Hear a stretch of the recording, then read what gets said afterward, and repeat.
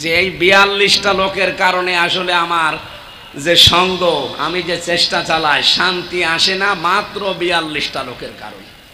নবীজি 23 বছরের পরে ধ্যান করে দেখলেন যে এই 42 জনের কারণে এই দেশে শান্তি আসে না।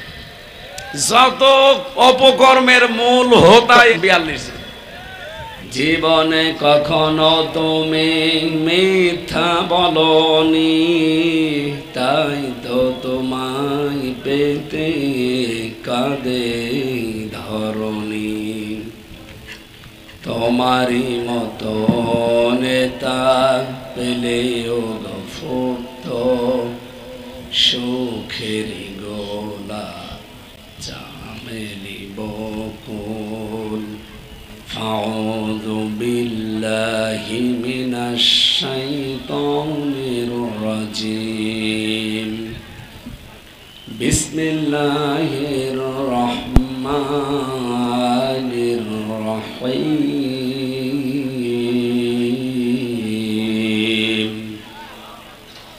ফাকাইফা ইযা জি'না মিন কুল্লি উম্মাতিন বিশাহিদ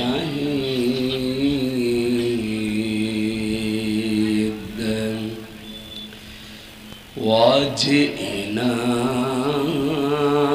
বিকা আলা হাউলাই শাহিদা। সাদাকতা ইয়া রাব্বানা। عن ابن مسعود رضي الله تعالى عنه قال قال النبي صلى الله عليه وسلم فاتبعوا الصراط الأعظم إلى آخر الحديث رواه مسلم وما زادهم إلا إيمانا وتسليما اللهم صل على سيدنا مولانا محمد। আলহামদুলিল্লাহ। কমারখালী বাটি কামারা যুব সমাজের উদ্যোগে তো নবী সাল্লাল্লাহু আলাইহি ওয়াসাল্লাম অনুষ্ঠানের সম্মানিত সভাপতি, প্রধান অতিথি, বাংলাদেশ জামাত ইসলামী কুষ্টিয়া জেলা শাখার শ্রদ্ধাভাজন আমির, ইসলামী চিন্তাবিদ, শিক্ষাবিদ অধ্যাপক মাওলানা আবুল হাশেম স্যার, এখানে বিশেষ অতিথি উপস্থিত আছেন আপনাদের কুমারখালী খোকসা কুষ্টিয়া 4 আসনের জন্য বাংলাদেশ জামাত ইসলামী থেকে মনোনীত নমিনি, এমপি নমিনি জনাব জননেতা আফজাল হোসেন দামাত বারকাতুহু মাওলা আলিয়া। এখানে উপস্থিত আছেন কুষ্টিয়া বাংলাদেশ জামাত ইসলামী কুষ্টিয়া জেলা শাখার শ্রদ্ধাভাজন সেক্রেটারি অধ্যাপক সুজাউদ্দিন জোয়ারদার। উপস্থিত আছেন কুমারখালীর কৃতি সন্তান হাজারো আলেমের উস্তাদ হাফেজ মাওলানা জুলফিকার আলী দামাত বারকাতুহু মাওলা আলিয়া। যত মেহমান আমার ডানে বামে পেছনে বসে আছে প্রত্যেকেই সম্মানিত। যেহেতু সময় কম আর আমার কণ্ঠের যা অবস্থা, একটু চাপ দিলে যা আছে এ আর থাকবে না, এই জন্য খুব আস্তে আস্তে কিছু কথা বলছি। সবার জন্য আগে দোয়া করছি, ওয়ারাফা'না লাকা যিকরাক। দুনিয়াতে আল্লাহ এদের মর্যাদা সম্মান যেভাবে দিয়েছে, এরপরে যে জগৎ আসতেছে ওই জগতে তাদের মর্যাদা সম্মান আল্লাহ যেন আরো বাড়িয়ে দেন। আরো জোরে বলেন আমিন। এখানে যারা বসে আছে মঞ্চে, আমি কোরআনের আয়াত তাফসীর করতে গিয়ে দেখেছি আল্লাহু ইয়াজতাবি ইলাইহি মাইয়াশা ওয়া ইয়াহদি ইলাইহি মাইয়ুনিব। এই আয়াতের ব্যাখ্যা অনুযায়ী আল্লাহ তাআলা জানাতে চেয়েছেন, হে নবী, দিন কায়েমের জন্য আমি আল্লাহ সবাইকে মনোনীত করি না। যে লোকটা মন থেকে আমি আল্লাহর দিকে ফিরে আসতে চাই তাকে একামতে দিনের জন্য আমি আল্লাহ নির্বাচিত করি, মনোনীত করি, পছন্দ করি। আমার ডানে বামে পেছনে যারা আছে সবগুলো একামতে দিনের খাদেম। কি কথা বলে না কেন? ওনারা খেদমতে দিন যেমন করে, একামতে দিনেরও কর্মী। খেদমতে দিন যারা করবে তাদেরকে আমি মনোনীত করেছি, এ কথা আমি কোরআনে পাইনি। কিন্তু একামতে দিন যারা দুনিয়াতে পালন করবে এরা এমনি পারবে না, এদেরকে আল্লাহ নিজে মনোনীত করেন এবং নির্বাচিত করেন। এই হিসাবে এগুলো যেহেতু একামতে দিনের সব খাদেম কর্মী, আমি আল্লাহর কাছে দোয়া করছি আয়াত অনুযায়ী, যেহেতু তার নিজের ঘোষণা, এরা অবশ্যই মন থেকে আল্লাহর দিনের দিকে ফিরে এসেছে, নয়তো আল্লাহ তাদেরকে নির্বাচিত করতেন না। দুনিয়া শুধু না, কিয়ামতে যেদিন আল্লাহ হাসির করবেন কাতারে কাতারে, নবীদের কাতার, সিদ্দিকদের কাতার, শহীদদের কাতার, সালিহিনদের কাতার, আল্লাহ যেন এই মানুষগুলোকে ওই কাতারের যে কোনো কাতারে দাঁড় করিয়ে দেন। সামনে বসা মুসলমান ভাইরা, পর্দার আড়ালের বিভিন্ন জায়গায় দেখতে পাচ্ছি মা এবং বোনেরা আছে। আমরা সবাইকে নিয়ে সিরাত অনুষ্ঠানে শুকরিয়া আদায় করছি এই পড়ন্ত বিকেলে, আলহামদুলিল্লাহ। আমরা জেলা আমিরের কাছে কিছু কথা শুনছিলাম, উনি বলছিলেন আল্লাহর আইন চাই সৎ লোকের।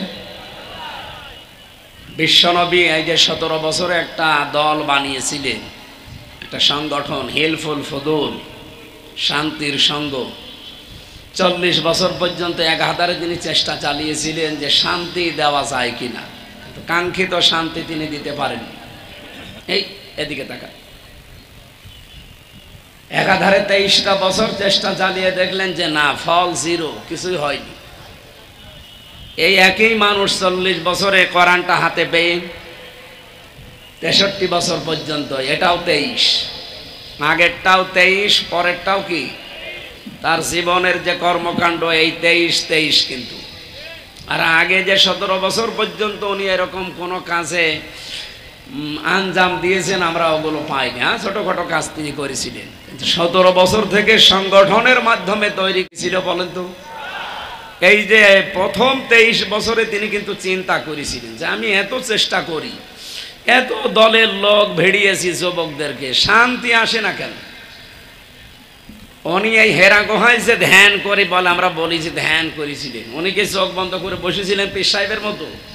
না, উনি চিন্তা করছিলেন যে শান্তি আসে না কেন। এটা সিরাত ইবনে হিশামের ভেতরে পাবে। ঐতিহাসিক যারা তারা লিখেছেন শান্তি না পাওয়ার কারণ তিনি আবিষ্কার করলেন 42টা। কয়টা? আপনারা আছেন তো? উনি দেখলেন যে 23 বছর চেষ্টা চালালাম, কিছু হইল না কেন, দেখি তো। হেরা গুহায় গিয়ে তিনি চিন্তা করলেন, ধ্যান করলেন, যেটা বলি আমরা। তিনি 42টা লোক পেলেন পুরা আরব জাহানের ভেতরে, যে এই 42টা লোকের কারণে আসলে আমার যে সঙ্গ, আমি যে চেষ্টা চালাই, শান্তি আসে না, মাত্র 42টা লোকের কারণে। পুরা আরব জাহানে ওই সময় 36টা গোত্র ছিল, বংশ, গোত্র যাই বলেন। কয়টা বলেন তো? 36টা। আমি এই ঐতিহাসিক এই প্রেক্ষাপটের সাথে এই বাংলাদেশের 56,000 বর্গ মাইল আমি একটু মিলিয়েছি।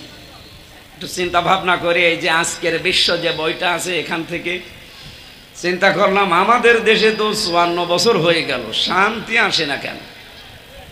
ওই জামানায় গোত্র ছিল কয়টা?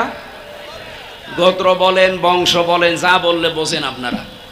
বড় বড় বংশ ছিল, নাম করা 36টা। ওই 36টা বংশের এক একজন লিডার ছিল, সর্দার ছিল, দলপতি ছিল। এ পর্যন্ত বুঝেছেন কিনা বলেন? আমাদের বাংলাদেশে আপনি তাকান, আমি 3 দিন 4 দিন আগেও দেখলাম আমাদের দেশেও 36টা। আল্লাহ একেবারে খাপের খাপ মিলিয়ে দিয়েছে।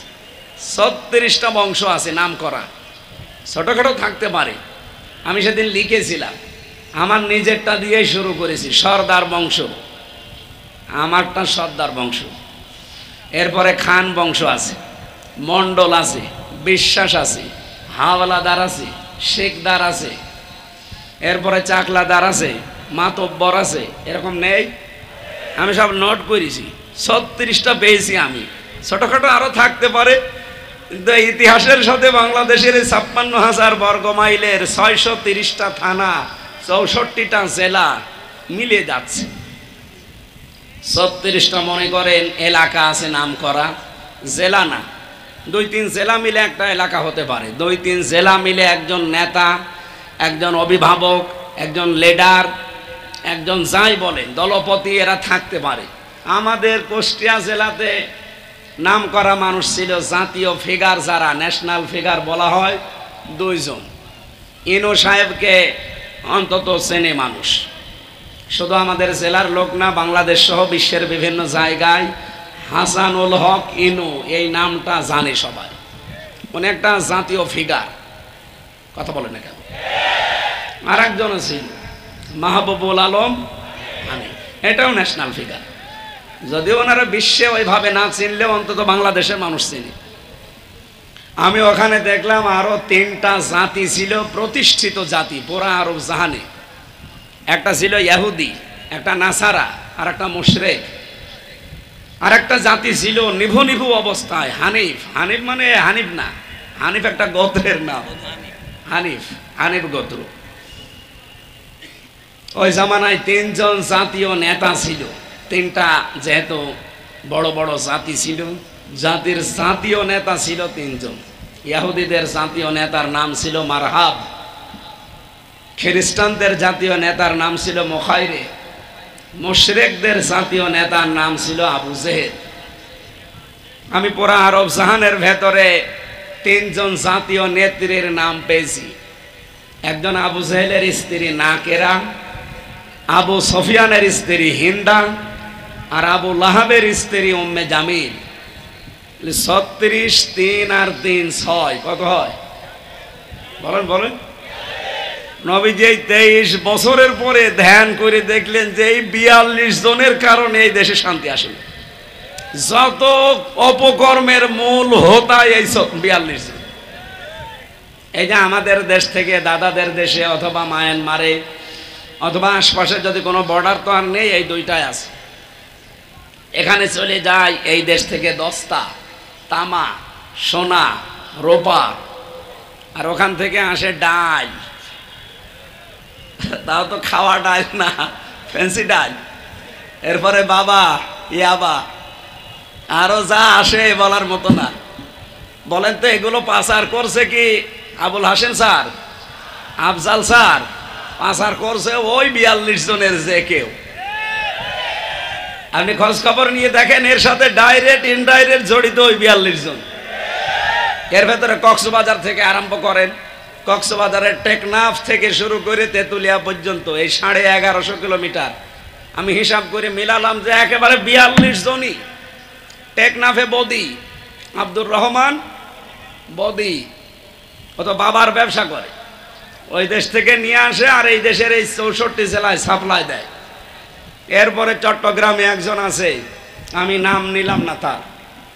এরপরে কুমিল্লাতে আছে, এরপরে ওদিকে সিলেটের দিকে যাবেন, বর্ডার আছে। আমাদের কুষ্টিয়াতেও আছে। আমি কয়েকদিন আগে, তিনি এখন দেওয়ালের ভেতরে আছে, ওনার নাম না নেওয়াই দরকার নেই। এই যে 42 জনের সাথে আমি মিলিয়ে দেখলাম বাংলাদেশে তাহলে জাতীয় নেতা আমাদের দেশে কারা? বঙ্গবন্ধু, জিয়াউর রহমান আর এরশাদ। এই কথা বলছেন না কেন? জাতীয় নেত্রী হাসিনা, খালেদা আর রওশন এরশাদ। বলেন এই যে আমি বাকিগুলোর নামও নিতে পারতাম, সব লিখিছে, কিন্তু বলতে পারছি না। এই 42 জন মিলছে না মিলছে না? আমরা এই 54 বছর পরে এই মানুষটাকে আপনি এখন ওই হেরাক ভাই লাগিয়ে দেন, উনি ধ্যান করে এইটাই বলবে যে এই মূল অপকর্মের যত কিছু হচ্ছে এই দেশে এই 42 জন দায়ী। নবীজি চিন্তা করলেন এই 42 জনের মাথা থেকে খাবারের ঝড়ি নামিয়ে এই আবু বকরের মতো মানুষ, ওমরের মতো মানুষের মাথার উপরে যদি দেওয়া যায়, আগে তো না খেয়ে মরতো, এখন আর খাবার নিয়ে পারবে না। এটা হয়েছিল না আমি বানিয়ে বলছি? পঞ্চম খলিফার সময় হয়নি? জাকাতের টাকা নিয়ে 7 দিন একটা লোক ঘুরেছে, একটা লোক পায়নি যে জাকাত দেবে। আমাদের দেশেও এটা সম্ভব, শুধুমাত্র ওই 42 জন পাল্টিয়ে এইরকম 42 জন তৈরি করে দেন। 5 বছর লাগবে না, 2 বছরের ভেতরে বাংলাদেশ স্বয়ং সম্পূর্ণ হয়ে দাঁড়াবে। শুধু দুর্নীতি মুক্ত হবে আর খাদ্যে ভেজাল বন্ধ হবে। আমি যে হিসাবটা ঐতিহাসিক প্রেক্ষাপট নিয়ে মিলালাম একেবারে ভুল নাকি? আমার তো মনে হচ্ছে যে মিলে যাচ্ছে। এবার আমরা ঠিক এইটা করতে চাই। নবীজি এবার কোরআন হাতে নিয়ে এই 23 বছরে যেটা করেছিলেন আমরা ওইটা করতে চাই, আর ওইটার নাম হবে নবীওয়ালা কাজ। আমরা এদেশ সহ বিশ্বে বহু মানুষ দাবি করি যে আমরা নবীওয়ালা কাজ করছি। না ভাই, উনি নবী হয়েছিলেন 40 বছর বয়সে। বলেন 1 থেকে 40, এই 40 বছরে পুরা আরব জাহানে ওনাকে কেউ নবী বলে ডাকতো? বলেন বলেন, কি বলতো? আব্দুল্লাহ, মোহাম্মদ ইবনে আব্দুল্লাহ বলতো, এতটুকুই শেষ। হ্যাঁ, বেশি বেশি মানুষ বলতো আলামিন আর সাদিক, এরকম বিভিন্ন নাম দিত, কিন্তু কেউ বলে না যে উনি মোহাম্মদুর রাসূলুল্লাহ। এই শব্দটা বলেছে কবে? যখন তার বয়স 40, তিনি কোরআনে কারিম পেয়েছিলেন। ওখান থেকে যখন নেমে আসলেন, স্ত্রীর কাছে এসে বলেছিলেন সাম্মিলুনি সাম্মিলুনি ইয়া খাদিজা, হে খাদিজা আমি ভয় পেয়েছি, আমাকে ঢেকে দাও। উনি কাঁপছিলেন। কুমার খালি বাঁশি যেত। হযরতে খাদিজাতুল কুবরা ওই দিন তার স্বামীর জন্য 5টা কথা বলেছিলেন। আজকে বিশ্বে কোনো স্ত্রী যদি তার স্বামীর জন্য এই 5টা কথা বলতে পারে, ওই স্বামী উত্তম স্বামী। 1 নম্বরে হাদিস, হযরতে খাদিজা বললেন কাল্লা আল্লাহি লা ইউখজিকাল্লাহু আবাদান, কখনোই না হে আবুল কাসেম, কাসেমের পিতা, আপনাকে কখনোই আল্লাহ ভয় দেখাতে পারে না।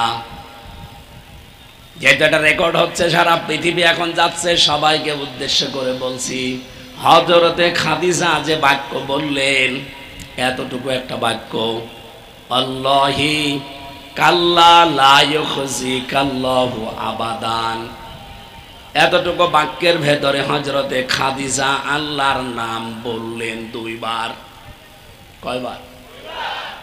কাল্লা কখনোই না, আল্লাহি আল্লাহর কসম, লা ইউখজিকাল্লাহু আবাদান, এতটুকু বাক্য আল্লাহর নাম কয়বার? বলেন বলেন। আমার প্রশ্ন, খাদিজা কি ওই সময় মুসলমান? না, কারণ এখনো ইমানের দাওয়াত পাননি। উনি এখনো মুসলমান হননি। হ্যাঁ, উনি শিরিক করেননি। উনি তো ওই হানিফ নামে একটা গোত্র বললাম না, নিভো নিভো অবস্থায় ছিল। হযরতে খাদিজা, আবু বকর সিদ্দিক এবং ওয়ারাকা ইবনে নওফেল, এরকম কিছু মানুষ এই ধর্মের অনুসারী ছিল।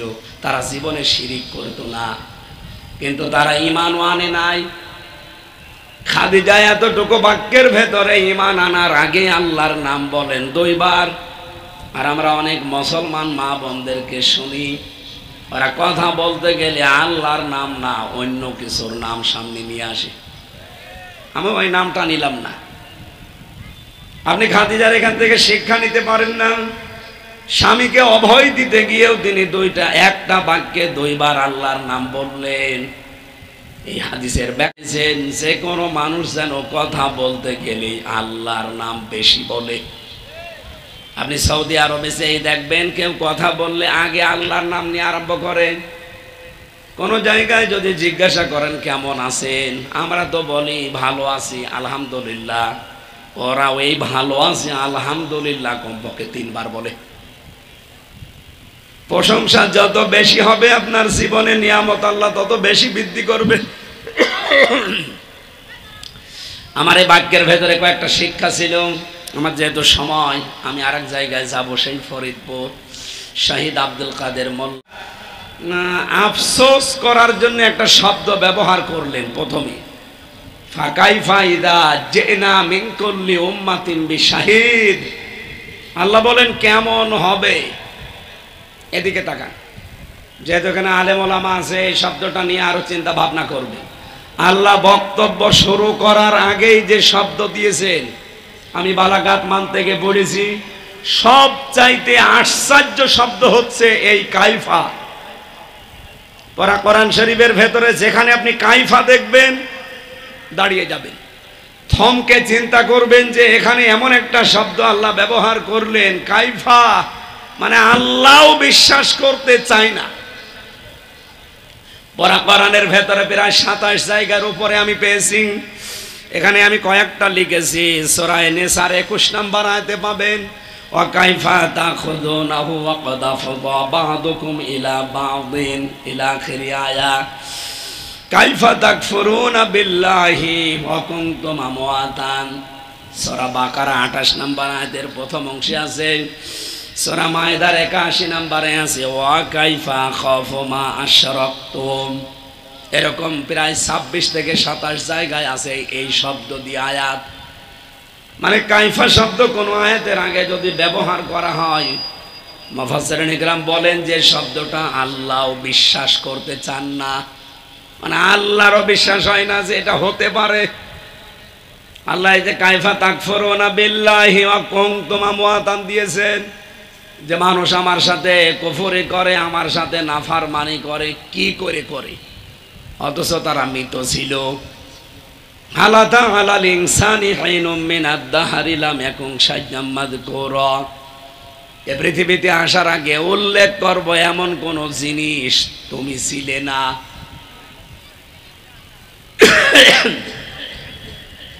তার মানে আপনি আলোচনার কোন বস্তু ছিলেন না। এখন আপনি আমির হামজা হয়ে চেয়ারে বসে আল্লাহর নাফরমানি করেন, আল্লাহর সাথে কুফরি করেন। করেন কি করে? আল্লাহর বিশ্বাস হয় না। এই জন্য আল্লাহ আয়াত শুরু করেছেন কাইফা শব্দ দিয়ে। আমার আজকের তেলাওয়াত কি আয়াত, যেহেতু সূরা নিসার 41 নম্বর আয়াত, রব্বুল আলামিন এখানে জানিয়েছেন ফা কাইফা, অতঃপর কেমন হবে। ইদা জিনা মিন কুল্লি উম্মাতিন, যখন আমি আল্লাহ নিজে প্রত্যেকটি উম্মত থেকে একজন করে হাজির করব আমার সামনে, বিশাহিদিন, এবং একজন সাক্ষী নিয়ে আসা হবে। ওয়াজিনা বিকা, এবং আমি নিজে আল্লাহ দায়িত্ব নিয়ে, এখানে ফাইল বা কর্তা আল্লাহ নিজে, আমি আল্লাহ নিজে নিয়ে আসব হে নবী আপনাকে, আলা হাউলাই শাহিদা, এই প্রত্যেকটি জন বা উম্মতের উপরে সাক্ষী হিসাবে আপনাকে আমি নিয়ে আসব। আয়াতটা পড়ার পরে আমার ভেতরে চিন্তা এই, কিয়ামতের দিন আল্লাহ আমাকে যখন তার সামনে দাঁড় করাবে, আমি আল্লাহর সামনে একা একা দাঁড়াবো। কয়জন? আরো জোরে। কত মানুষ এই দেশে বিভিন্ন পীরের নামে কলঙ্ক, তারা এই আয়াতের পুরা উল্টিয়ে দিয়েছে। তারা বলে কিয়ামতের দিন এক একজন পীর সাহেব নাকি লক্ষ লক্ষ মুরিদ নিয়ে আল্লাহর দরবারে আসবে। এটা মিথ্যা কথা।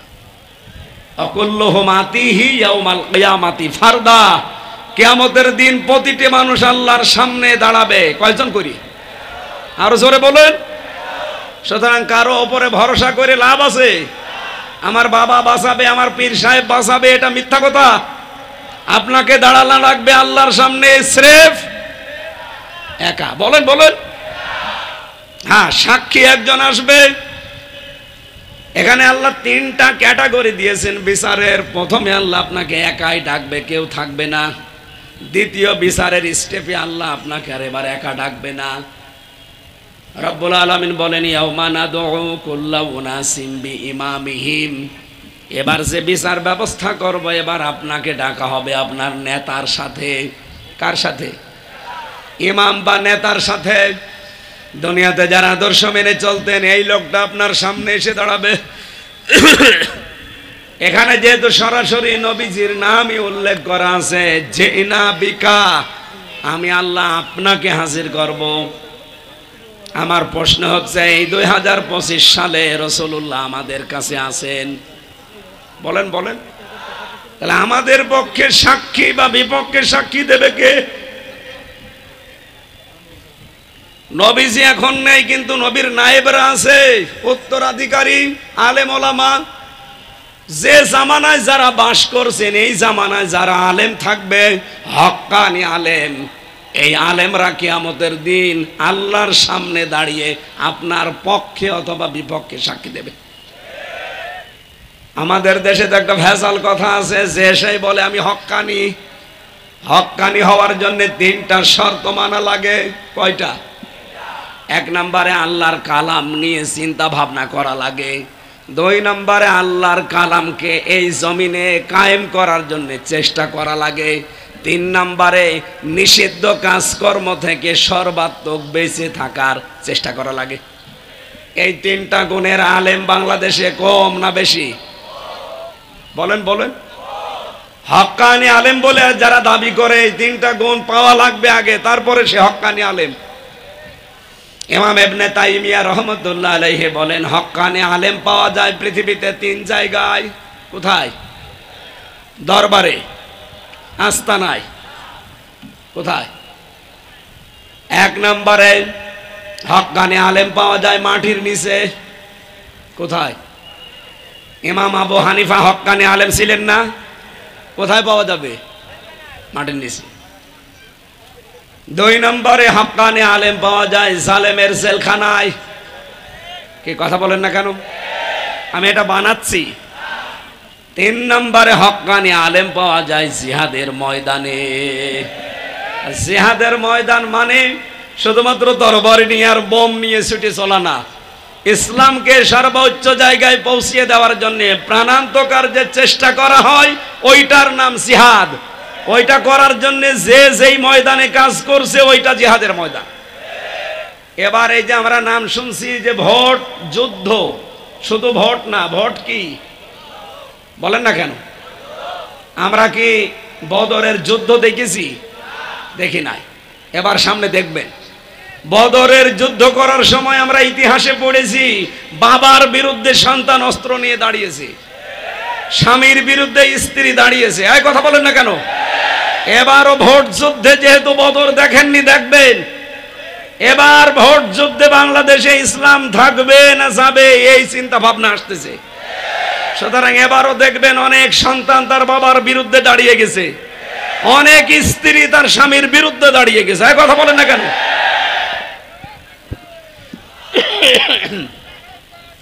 এজন্য হক্কানি আলেম জিহাদের ময়দানে যেহেতু পাওয়া যায়, জিহাদের ময়দান সামনে আসবে, কিয়ামত পর্যন্ত জিহাদ চলতে থাকবে। আল জিহাদু মাদিন ইলা ইয়াউমিল কিয়ামা। জিহাদ শেষ হয়ে যায়নি, কিয়ামত পর্যন্ত চলবে। হয়তো সামনে বদর আসতে পারে, উহুদ আসতে পারে, খন্দক আসতে পারে, আসতে পারে না? বদর যদি আসে থাকবেন তো বদরের ময়দানে। খন্দক যদি আসে, খন্দকের কাজ কি ছিল? মদিনাকে রক্ষা করা। আমাদের এই দেশকে এবার রক্ষা করার প্রাণান্তকার চেষ্টা আসতেছে। সুসংবাদ দিচ্ছে সারা বিশ্ব থেকে এখন যারা মোড়ল, আপনারা দেখতে পাচ্ছেন না, বাংলাদেশ জামাত ইসলামের যারা কেন্দ্রীয় নেতৃবৃন্দ আছে দফায় দফায় বৈঠক চলছে। কারণ সারা বিশ্বে এখন একটা গোপন বার্তা চলছে যে এই দেশে অন্তত রাষ্ট্রীয় ক্ষমতায় যাওয়ার কাছাকাছি একামতে দিন যারা পালন করছে তাদের দ্বারা। আমি একটা হাদিস পড়েছিলাম না মুসলিম শরীফ থেকে, ফাত্তাবিউস সিরাতাল আযম। নবীজি বলেন যখন দেখবা যে এই দলের দ্বারা ইসলাম কায়েম খুব তাড়াতাড়ি সম্ভব, তোমাদের আদেশ দিলাম ফাত্তাবিউস সিরাতাল আযম, তাদের অনুসরণ করবা, তাদের পেছনে থাকবা। বাংলাদেশে আজ ৭৩টার উপরে দল। আপনার বিবেককে বলেন এই দেশে এখন ইসলাম কায়েম করার কাছাকাছি কোন দল আছে আপনি বলেন। যেই দল আপনার মনে হয় আপনাকে নবীর নির্দেশ দিয়ে গেলাম, আপনি সেই দলের সাপোর্ট করবেন, পেছনে থাকবেন, ইত্তেবা করবেন, অনুসরণ করবেন। আল্লাহ এই সিরাত অনুষ্ঠান থেকে এগুলো নিয়ে কায়েম করার তৌফিক দিন। যেহেতু কিয়ামতে নবীর সামনে দাঁড়ানো লাগবে, এজন্য তার জীবন চরিত্র অনুসরণ করে এমন ভাবে তৈরি হতে চাই কিয়ামতে দাঁড়ালে যেন আমরা অপমান না হই।